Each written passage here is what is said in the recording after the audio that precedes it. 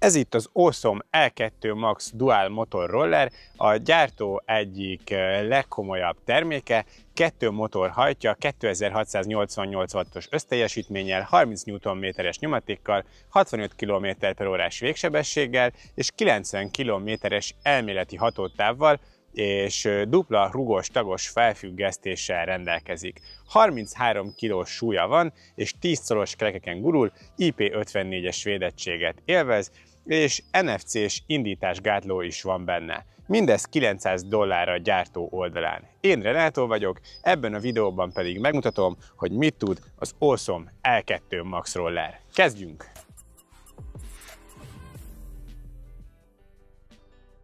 Ha megvásárolod az L2 Maxot, egy hatalmas dobozban fogod kapni, gyakorlatilag szinte összeszerelt állapotban, igazából csak a kormányt kell rá felcsavarozni 4 csavarral. A dobozban a járgányon kívül kapunk egy 82 wattos töltőadaptert, egy kézikönyvet, garanciajegyet, 3 imbusz kulcsot, gyors kötözőt, kesztyűt, ami az összeszereléshez használható. Miután leszetted a védőcsomagolást, az imbusz kulccsal ki kell nyitni a kormány rögzítő elemét, a kormányrudat be kell illeszteni a neked kényelmes pozícióba, vissza kell húzni a csavarokat, és igazából ez meg is van. A kijelzőt is csak rá kell illeszteni, 2 csavart kell beletekerni, és teljesen kész is az összeszerelés, igazából pár perc alatt minden műszaki tudás nélkül kivitelezhető. Ezután már csak fel kell töltened teljesen, a gumikat pedig érdemes beállítani 3,1 bárra, és mivel 25 km/h-nál nagyobb a tervezési sebessége, meg kell rá kötnöd a kötelező biztosítást is, és hogyha ezekkel megvagy, akkor használható, de természetesen a védőfelszerelés használata az erősen javallott, mert ez nem egy ártatlan jószág. Érdemes átnézni egyébként a kézikönyvet is, ugyanis van pár beállítás, amit érdemes elvégezni. A tempomatot például külön kell bekapcsolni, de én a fékregenerációt is magasabbra állítottam, valamint az indulás finomságát vagy hirtelenségét egy kicsit visszavettem, hogy jobb legyen a kezelhetősége. Ezeket és még sok más egyéb beállítást szépen leír a kézikönyv. Nos, összeszerelt állapotban így néz ki a járgány, szerintem teli találat a design, a sötét szürke, világos szürke és narancssárga kombó az nagyon ütős, no meg látszik rajta, hogy ez nem egy egyszerű alapgép, ránézésre is látszik, hogy ez egy komoly elektromos roller. Mutatom közelebbről. A kormányrúd magassága az nem állítható, ez a földtől mérve körülbelül 130 cm magas. A kormány 69 cm széles, a markolaton pedig van támasz a tenyérnek, a fogása kényelmes. A fékkarok kézre esnek, de azért kell erő a használatukhoz, mivel a tárcsafékek bovdenes megoldással működnek, nincsen hidraulika, illetve egyébként van EABS is mind a 2 keréken. A mutatóujjal a gázkar kezelhető, tehát itt nem hüvelykújas vagy markolatos megoldás van. Hát nekem ez mondjuk nem igazán volt kényelmes hosszú távon. Jobb oldalon ezen a vezérlő panelen a bekapcsoló gomb és a kezelő gombok találhatók, a plusz és mínusz jellel lehet a módok között váltani. A plusz jelet hosszan nyomva a világítás kapcsolható ki és be, a mínusz jelet hosszan nyomva pedig a sétamód aktiválható. A bal oldalon van egy indexkar, ezt balra vagy jobbra billentve lehet aktiválni vagy deaktiválni. Van egy DDM gomb, amivel a dupla motoros hajtást lehet ki vagy bekapcsolni, illetve itt a duda, ami ilyen hangosan sípol. Középen van a nagy 5,5 szoros színes LCD kijelző, amin gyakorlatilag minden szükséges adat leolvasható, és minden gombnak van visszajelzője is. Bekapcsolt állapotban fent leolvasható a futás teljesítményszámláló, bal oldalon a teljesítménymódok visszajelzője van Eco, Sport és Race-mód is. A 2 kis kerék az a dual motoros hajtásra utal, ami most aktív, a DDM gombot megnyomva ez kikapcsolható, és akkor egy motoros hátsó kerekes hajtásra vált. A jobb oldalon a sebességmérő van, ami elég vicces, mert 160-ig van skálázva. Alul középen az aksi töltöttség jelzője található, hogyha pedig használjuk az irányjelzőket, akkor emellett a sáv mellett jelennek meg annak az ikonjai. Középen a világításnak és a fékeknek is van visszajelzője, és van tempomat visszajelző is, ugyanis igen, tempomattal is rendelkezik ez a roller. A fényerő egyébként alapvetően egészen erős, de full napsütésben még így is nehéz leolvasni. Hogyha lejjebb haladunk, akkor itt még találunk érdekességet. A kormányrúdon a kis gumitakaró mögött van egy USB-A és egy USB-C portunk is, azaz akár telefon vagy pluszban rászerelt világítás, vagy bármilyen más eszköz is tölthető róla menet közben. Van még itt egy kis érdekesség, egy Torx csavar kicsavarozásával kiszedhető ez az egész elem, és a belsejében van egy AirTag tároló, emögött akár nyomkövető is felszerelhető, és hogyha csak a tolvaj nem jár Torx csavarkészlettel, akkor ez egy elég jó védelmet tud adni a rollernek. Hogyha pedig védelem, PIN kóddal vagy NFC-s kártyával indítható a gép, ehhez 2 ilyen kis NFC taget és egy tartalék NFC kártyát is mellékel a gyártó. Elméletileg a telefonod is használható NFC kártyaként, beolvasni be tudtam, csak nem jöttem rá, hogy hogyan kell elindítani vele a rollert, mert amint hozzáérintettem a telefonomat, az Apple Pay jött be, de hogyha valaki tudja, hogy ez hogyan működik, akkor kérlek írja le kommentben. Hogyha lejjebb megyünk, akkor itt van egy rögzítő, hogyha ezt kicsavarjuk, akkor a kormányrúd becsukható, és a kormányrúdon levő kis kampóval pedig beakasztható a lábtámasz alá, így cipelhető vagy berakható egy csomagtartóba. Hát 33 kilós súlya van, szóval nem éppen a félkézzel felrakom majd a magam mellé a buszra című történet lesz. Maximum, hogyha nagyon kemény vagy, de például méretben is hát épp hogy elfér egy XC90-es csomagtartójába, szóval nem éppen nevezhető kompaktnak.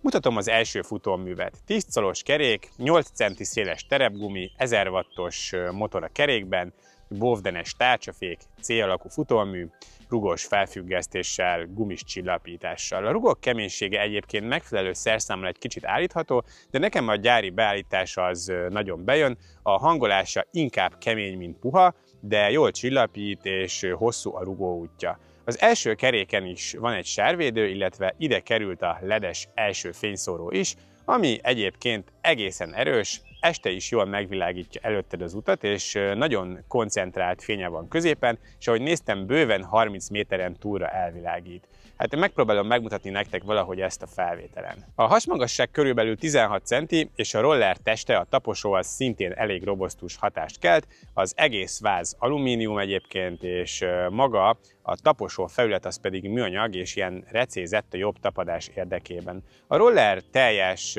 terhelhetősége egyébként 130 kg. Ami egyébként egyből feltűnhet, hogy van itt 2 LED-csík, ami bekapcsolt állapotban világít, ez sötétben látszik leginkább, és eléggé feldobja a dizájnt. Hátul van egy lábtámasz, a test két oldalán, hátul pedig az irányjelzők vannak a kis műanyag burkolatok mögött. Maga a taposó mérete is kényelmes, ezen bárki simán el fog férni, 19x55 cm a felület plusz a lábtámasz hátul, a két 46-os lábam ilyen simán elfér egymás mellé. A hátsó futómű is rugóstagos, gumicsillapítással, itt is látható a bovdenes tárcsafék, a keréken pedig van egy jó nagy sárvédő is, ami nagyon stabilan van rajta, nem mozog, nem rezeg menet közben. A hátsó részén van egy fényvisszaverő prizma is, ami sima menetjelzőfényként és féklámpaként is funkcionál. A letámasztó a bal oldalon van. Itt elő pedig található 2 töltőport, tehát vásárolhatsz mellé akár egy második töltőt is, amivel felezheted a töltési időt. 48 voltos 20,8 mAh aksi van benne egyébként, ez 998,4 Wh kapacitás jelent. A teljesen lemerült telep 14 óra alatt tölthető fel, és 2 töltővel ez felezhető 7 órára. A gyártó 90 km-es max hatótávot említ, ezt egy 65 kilós ember egyenes, konstans 14 km/h tempóval és egymotoros hajtással tudja elérni. Én 85 kg vagyok, és jellemzően sportmódban és fele-fele arányban egy vagy két motoros hajtással használtam a teszt során. 90%-ban városban, de azért egy kicsit kimentem terepre is, meg ugye dimbes, dombos területen is voltam, és ilyen használattal körülbelül ilyen 45 max 50 km-re képes alattam, ami viszont szerintem elég jó érték. Tényleg nyilván a design az szubjektív, de szerintem nagyon királyul néz ki ez a gép, viszont az mindenképpen elvitathatatlan, hogy nagyon masszív, robosztus a felépítése, és sehol egy lötyögés, sehol nyikorgás, recsegés, tényleg nagyon-nagyon egyben van, és IP54-es védelme van, ami por és a ráfröccsenő víz ellen véd. Tehát elméletben, hogyha kisebb esőben használod, vagy esett az eső, és utána hazamész, akkor az majd nem árt neki, viszont Én mindenképpen javaslok rá egy plusz szigetelést, hogyha gyakrabban használnád mondjuk vizes környezetben, vagy akár szakadó esőben, mert hát ugye, hogyha ez mégiscsak beázik, akkor $900 bukna.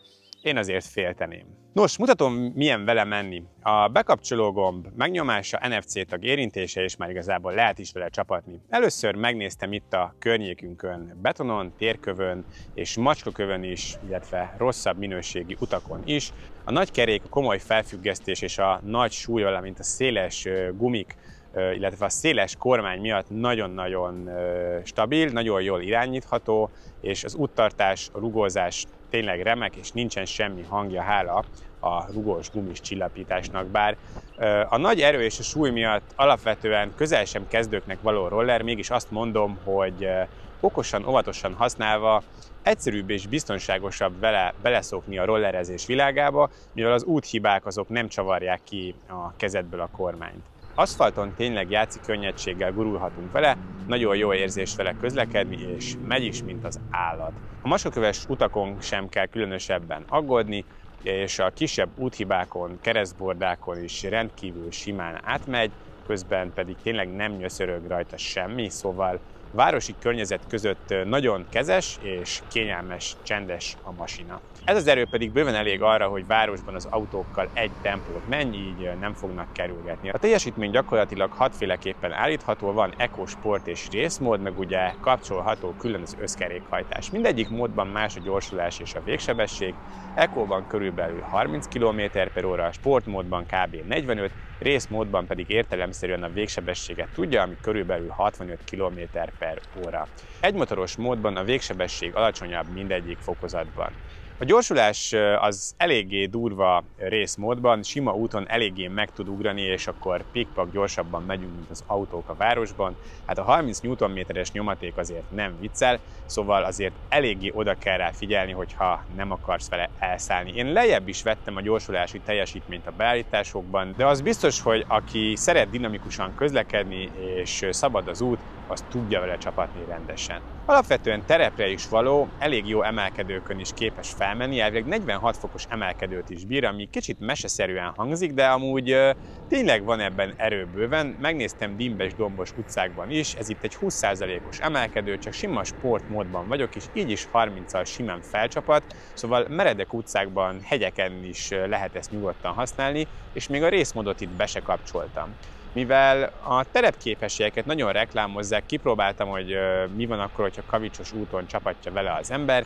Ilyet egyébként most csináltam először egy rollerrel, hát annyi, hogy itt azért markolni kell a kormányt rendesen, és jól oda is kell figyelni, meg hát azért nem árt, hogyha az embernek van némi tudása vagy tapasztalata a vezetésben. De simán bírja a nehezebb terepet is, hogyha valakinek ez a hobbija, akkor ez a roller akár ezt is kibírja. Én azért elég óvatosan nyomattam kavicson meg leveleken, földúton, mert azért nem akartam vele borulni. Fékek terén ugye mindkét keréken van EABS, illetve BOFD-es tárcsafékes megoldás, és ez az, amiben bele tudok kötni. Az EABS-szel normál, előre tekintő közlekedés közben tökéletesen lehet fékezni, vagy meg is állni.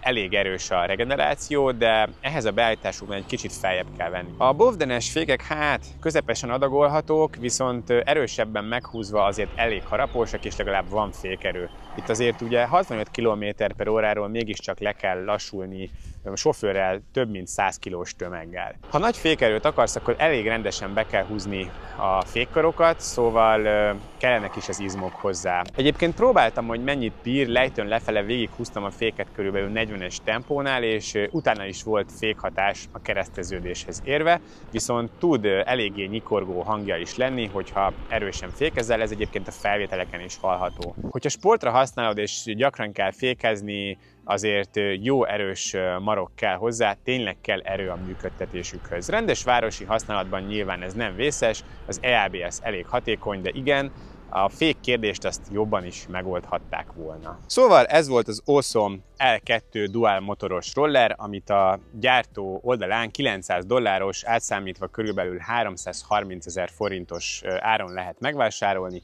1 év garanciával. Ez az elektromos rollerek felsőbb kategóriájába tartozik, rendkívül jó úttartással, remek rugózással, egy robosztus felépítéssel, jó nagy erővel rendelkezik, és a hatótávja is elég nagynak számít.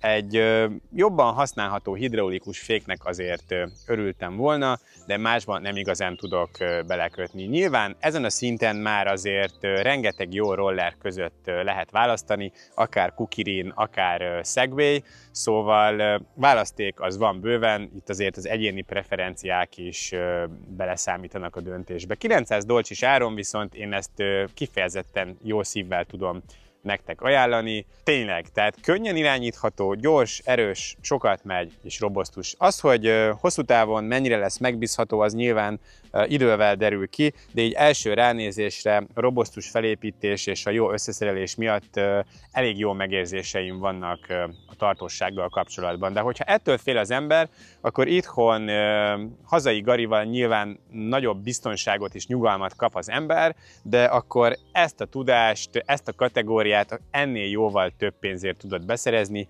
Szóval valamit valamiért. Nektek egyébként hogy tetszik? Vennétek ilyet? Mit gondoltok róla? Írjátok le kommentben. Hogyha tetszett a videóm, akkor kérlek lájkoljátok és iratkozzatok fel a csatornámra, hogyha kíváncsiak vagytok még hasonló tesztekre. Viszlát a következő videóban, sziasztok!